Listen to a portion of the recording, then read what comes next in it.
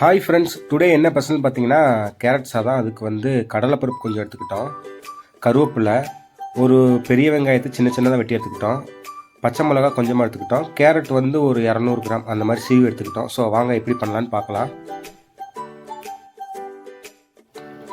ஒரு பாத்திரத்தில் வந்து நம்ம எண்ணெய் அளவாக எடுத்துக்கலாம்.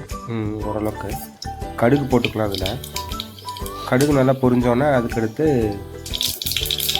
கருவேப்பிலையும் ஆட் பண்ணிக்கலாம். அது கூட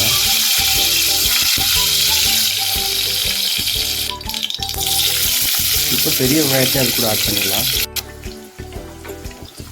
இப்போ கடலைப்பருப்பு அது கூட போட்டுடலாம். கடலைப்பருப்பு முன்னாலேயும் போடலாம், வெங்காயம் போட்டதுக்கப்புறமும் போட்டுக்கலாம், ஒன்றும் பிரச்சனை இல்லை.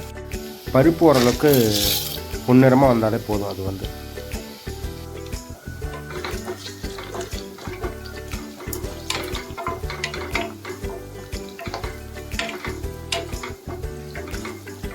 இப்போ வந்து நம்ம வந்து பச்சை மிளகாய் இது கூட ஆட் பண்ணிக்கலாம்.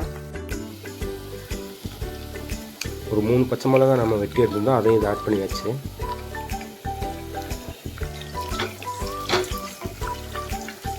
இப்போ சீவி வச்ச கேரட்டை இது கூட ஆட் பண்ணிவிட்டு அப்படியே கிளறி விட்டுருலாம். ஃபுல்லாக கிளறி விட்டு கொஞ்ச நேரம் கழித்து ஒரு 5 மினிட்ஸ் அந்த மாதிரி மூடி வச்சுக்கலாம்.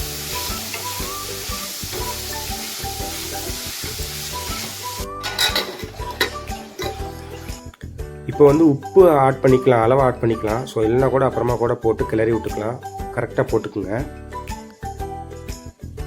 நம்ம சாதம் வடித்து எடுத்து வச்சுருந்தோம், அதை இது கூட போட்டு கிளறி விட்டுக்கலாம். ஏன்னா சாதத்துலேயும் நம்ம கொஞ்சம் உப்பு போட்டிருக்கோம், இதுலேயும் கொஞ்சம் உப்பு போட்டுக்கலாம். அளவு பார்த்துட்டு வேணால் உப்பு மேலாப்பில் வேணால் நம்ம தூவி விட்டுக்கலாம். ஸோ சீக்கிரம் ஒரு 5 நிமிஷத்தில் ஒரு ரெடி பண்ணிடலாம் இந்த சாப்பாடுனா. ரொம்ப ஈஸியான ரெசிபி இது வந்து, நீங்களும் ட்ரை பண்ணி பாருங்கள். இந்த ரெசிபியை ட்ரை பண்ணி பார்த்துட்டு எனக்கு கமெண்ட் செக்ஷனில் கமெண்ட் பண்ணுங்கள். மறந்துடாமல் என்னோடய சேனலை சப்ஸ்கிரைப் பண்ணிடுங்க.